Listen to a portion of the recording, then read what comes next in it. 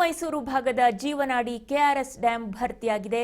ಇತಿಹಾಸದಲ್ಲೇ ಮೊದಲ ಬಾರಿಗೆ ನಾಳೆ ಸಿಎಂ ಬಾಗಿನವನ್ನ ಅರ್ಪಿಸೋದಕ್ಕೆ ಹೋಗ್ತಾ ಇದ್ದಾರೆ. ಅಂದ್ರೆ ಜೂನ್ ತಿಂಗಳಲ್ಲಿ ಮೊದಲ ಬಾರಿಗೆ ಬಾಗಿನವನ್ನ ಅರ್ಪಿಸೋದಕ್ಕೆ ಹೋಗ್ತಾ ಇರುವಂತದ್ದು. ಜೂನ್ ತಿಂಗಳಲ್ಲಿ ಕೆಆರ್ಎಸ್ ಡ್ಯಾಂ ಭರ್ತಿಯಾಗಿರುವಂತದ್ದು ಇತಿಹಾಸದಲ್ಲೇ ಮೊದಲು.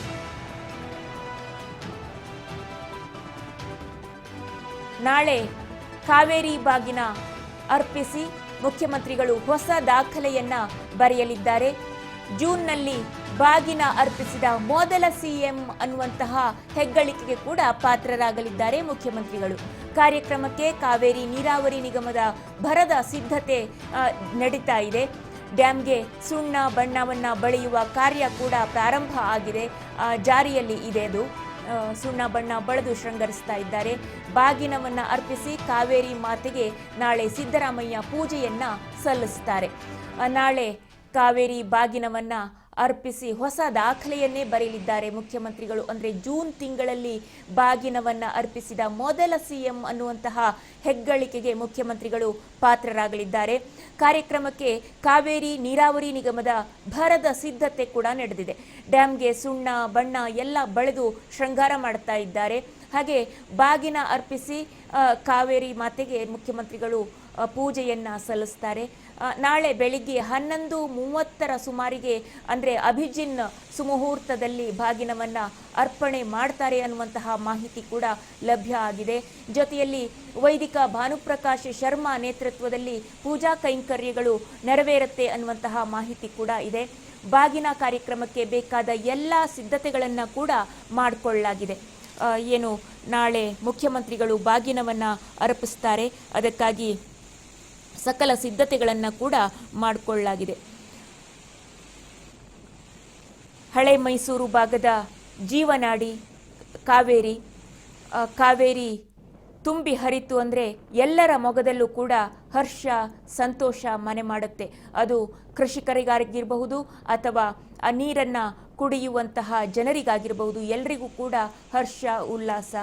ಕಾವೇರಿ ಕನ್ನಡಿಗರಿಗೆ ಮಾತ್ರ ಅಲ್ಲ, ತಮಿಳುನಾಡಿಗರಿಗೂ ಕೂಡ ಅದು ಜೀವನಾಡಿಯೇ. ಅಲ್ಲಿನ ಕೃಷಿ ಜಮೀನಿಗೆ ಕೂಡ ನೀರನ್ನು ಪೂರೈಕೆ ಮಾಡುವಂತಹ ಮಹಾತಾಯಿಯಾಗಿದ್ದಾಳೆ ಕಾವೇರಿ. ಹಾಗಾಗಿ ಜೂನ್ ತಿಂಗಳಲ್ಲಿ, ಅದು ಕೂಡ ಜೂನ್ ತಿಂಗಳಲ್ಲಿ ಕಾವೇರಿ ತುಂಬಿದ್ದು ಇದೇ ಮೊದಲ ಬಾರಿಗೆ ಇತಿಹಾಸದಲ್ಲೇ ಅಂತ ಹೇಳಲಾಗ್ತಾ ಇದೆ. ಯಾವಾಗಲೂ ಜುಲೈ ಅಂತ್ಯದ ವೇಳೆಗೆ ಹೀಗೆ ಕಾವೇರಿ ಭರ್ತಿ ಆಗ್ತಾ ಇತ್ತು. ಆದರೆ ಇತಿಹಾಸದಲ್ಲಿ ಇದೇ ಮೊದಲ ಬಾರಿಗೆ ಜೂನ್ ತಿಂಗಳಲ್ಲೇ ಕಾವೇರಿ ತುಂಬಿರುವಂಥದ್ದು. ಹಾಗಾಗಿ ನಾಳೆ ಮುಖ್ಯಮಂತ್ರಿಗಳು ಹೋಗಿ ಬಾಗಿನವನ್ನ ಅರ್ಪಿಸಲಿದ್ದಾರೆ. ಏನು ಇದಕ್ಕೆ ಸಂಬಂಧಪಟ್ಟಂತೆ ಪೂಜೆಗಾಗಿ ನಾಳೆ ಏನು ಪೂಜೆ ನಡೆಯುತ್ತೆ, ಅದಕ್ಕಾಗಿ ಎಲ್ಲ ಸಿದ್ಧತೆಗಳನ್ನು ಕೂಡ ಮಾಡಿಕೊಳ್ಳಲಾಗ್ತಾ ಇದೆ. KRSಗೆ ಸುಣ್ಣ ಬಣ್ಣ ಬಳಿಯುವಂಥದ್ದು, ಹೀಗೆ ಎಲ್ಲ ರೀತಿಯಾದಂತಹ ತಯಾರಿಯನ್ನು ಕೂಡ ಮಾಡಿಕೊಳ್ಳಲಾಗ್ತಾ ಇದೆ. ಜೊತೆಯಲ್ಲಿ ಕಾವೇರಿ ಬಾಗಿನವನ್ನು ಅರ್ಪಿಸ್ತಾರೆ. ನಂತರದಲ್ಲಿ ವೇದಿಕೆ ಕಾರ್ಯಕ್ರಮ ಕೂಡ ಇರುತ್ತೆ ಅನ್ನುವಂತಹ ಮಾಹಿತಿ ಲಭ್ಯ ಆಗಿರುವಂಥದ್ದು.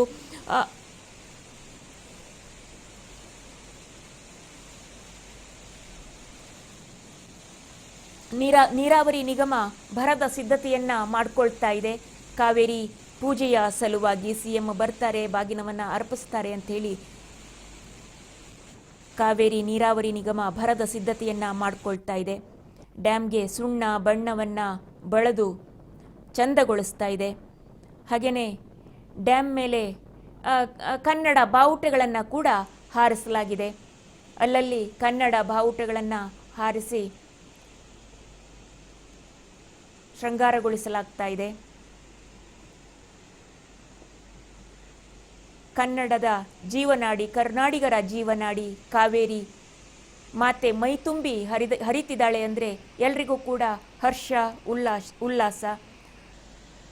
ಹಾಗೆಯೇ ಸಮೃದ್ಧಿ, ದೇಶದಲ್ಲಿ ನಾಡಿನಲ್ಲಿ ಸಮೃದ್ಧಿ ಇರುತ್ತೆ ಅನ್ನುವಂತಹ ಪ್ರತೀತಿ ಇರುವಂಥದ್ದು.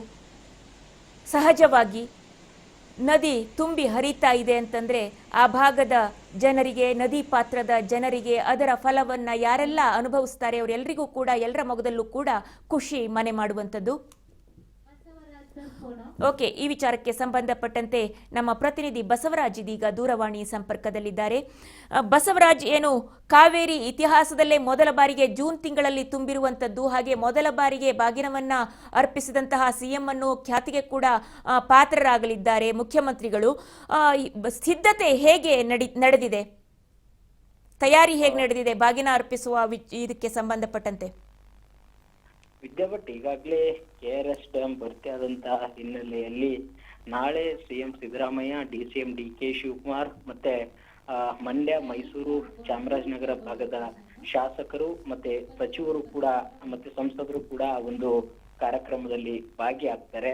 ಜೂನ್ ತಿಂಗಳಲ್ಲಿ ಮೊದಲ ಬಾರಿಗೆ KRS ಡ್ಯಾಂ ಕೂಡ ಭರ್ತಿ ಆಗಿರ್ತಕ್ಕಂಥದ್ದು. ಹಾಗಾಗಿ ಸಿಎಂ ಸಿದ್ದರಾಮಯ್ಯವರು ಒಂದು ಬಾಗಿನ ಅರ್ಪಣೆಯನ್ನು ಕೂಡ ಮಾಡಲಿದ್ದಾರೆ.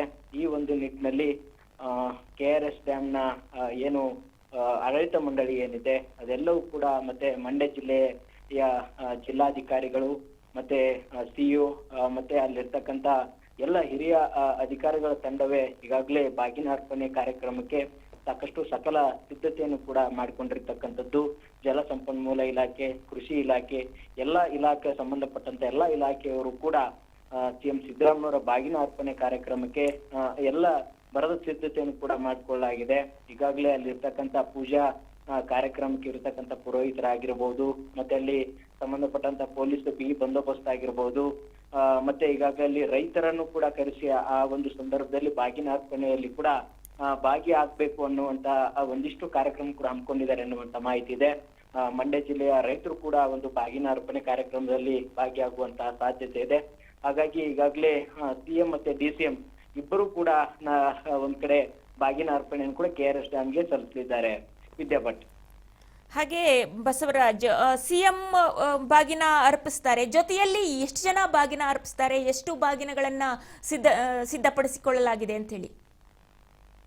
ವಿದ್ಯಾಭಟ್, ಒಂದ್ ಕಡೆ ಆ ಭಾಗದ ಅಂದ್ರೆ ಮೈಸೂರು ಮತ್ತೆ ಮಂಡ್ಯ ಮತ್ತೆ ಚಾಮರಾಜನಗರ ಭಾಗದ ಎಲ್ಲ ಒಂದು ಶಾಸಕರು ಮತ್ತೆ ವಿಧಾನ ಪರಿಷತ್ ಸದಸ್ಯರು ಮತ್ತೆ ಸಂಸದರು ಕೂಡ ಅದರಲ್ಲಿ ಭಾಗವಹಿಸ್ತಾರೆ. ಮತ್ತೆ ಮಹಿಳೆಯರು ಮತ್ತೆ ರೈತರು ಕೂಡ ಅದರಲ್ಲಿ ಆ ಒಂದು ಬಾಗಿನ ಅರ್ಪಣೆ ಕಾರ್ಯಕ್ರಮದಲ್ಲಿ ಭಾಗಿಯಾಗುವಂತ ಹಿನ್ನೆಲೆಯಲ್ಲಿ ಮತ್ತೆ ಹಿರಿಯ ಜಿಲ್ಲೆಗಳ ಹಿರಿಯ ಅಧಿಕಾರಿಗಳು ಕೂಡ ಜಿಲ್ಲಾಧಿಕಾರಿಗಳು, ಜಿಲ್ಲಾ ಪಂಚಾಯತ್ ಮುಖ್ಯ ಅಧಿಕಾರಿಗಳು ಅವರೆಲ್ಲರೂ ಕೂಡ ಅದರಲ್ಲಿ ಭಾಗಿಯಾಗುವಂತ ಹಿನ್ನೆಲೆಯಲ್ಲಿ ಒಂದು ಬಾಗಿನ ಅರ್ಪಣೆ ಮೊದಲಿಗೆ ಸಿಎಂ ಸಿದ್ದರಾಮಯ್ಯವರು, DCM DK ಶಿವಕುಮಾರ್ ಅವರು ಕೂಡ ಬಾಗಿನ ಅರ್ಪಣೆ ಮಾಡ್ತಾರೆ.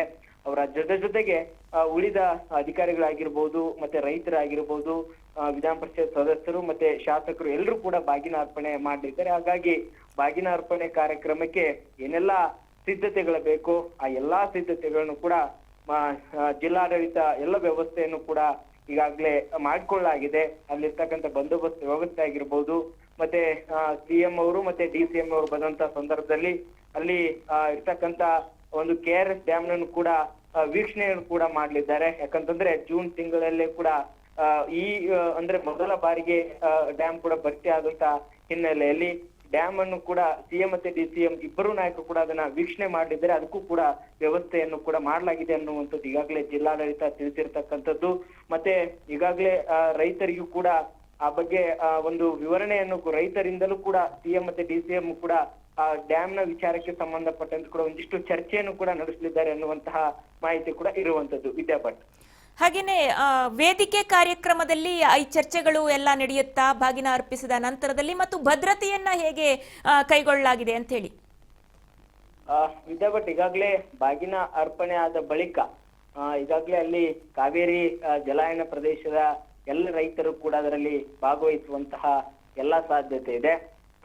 ಈಗಾಗಲೇ ಆ ಒಂದು ಭಾಗದಲ್ಲಿರ್ತಕ್ಕಂಥ ಕೃಷಿ ಚಟುವಟಿಕೆಗಳು ಕೂಡ ಈಗಾಗಲೇ ಹೆಚ್ಚು ಮಳೆ ಆದಂತ ಹಿನ್ನೆಲೆಯಲ್ಲಿ ಈ ಬಾರಿ ನೀರಿನ ಸಮಸ್ಯೆ ಇಲ್ಲ ಅನ್ನುವಂಥದ್ದು ರೈತರಿಗೆ ಮನದಟ್ಟು ಮಾಡಿಕೊಡುವಂತಹ ನಿಟ್ಟಿನಲ್ಲಿ ಕಾರ್ಯಕ್ರಮ ಕೂಡ ರೂಪಿಸಲಾಗಿದೆ. ಅಲ್ಲಿ ಪ್ರಮುಖವಾಗಿ ಸಿಎಂ ಮತ್ತೆ DCM ಇಬ್ಬರು ನಾಯಕರು ಕೂಡ ಮಾತನಾಡಲಿದ್ದಾರೆ. ಆ ಒಂದು ರೈತರನ್ನ ಉದ್ದೇಶಿಸಿ ಮತ್ತೆ ಜಿಲ್ಲೆಯ ಈಗಾಗಲೇ ನೀರಾವರಿ ಯೋಜನೆಗಳಿಗೆ ಸಂಬಂಧಪಟ್ಟಂತ ವಿಚಾರ ಕೂಡ ಅಲ್ಲಿ ಚರ್ಚೆ ಆಗ್ಲಿದೆ ಅನ್ನುವಂಥದ್ದು. ಈಗಾಗಲೇ ಮತ್ತೆ ಅಲ್ಲಿ ಬರ್ತಕ್ಕಂತ ಈಗಾಗಲೇ ಅಧಿಕಾರಿಗಳಾಗಿರ್ಬೋದು ಮತ್ತೆ ಜನಪ್ರತಿನಿಧಿಗಳಿಗಾಗಿರ್ಬೋದು ಎಲ್ಲರಿಗೂ ಕೂಡ ಸೂಕ್ತ ವೇದಿಕೆಯನ್ನ ಕಲ್ಪಿಸಿ ಅವರಿಗೆ ಈಗಾಗಲೇ ಜಿಲ್ಲಾ ಪೊಲೀಸ್ ವರಿಷ್ಠಾಧಿಕಾರಿಗಳು ಕೂಡ ಹೆಚ್ಚಿನ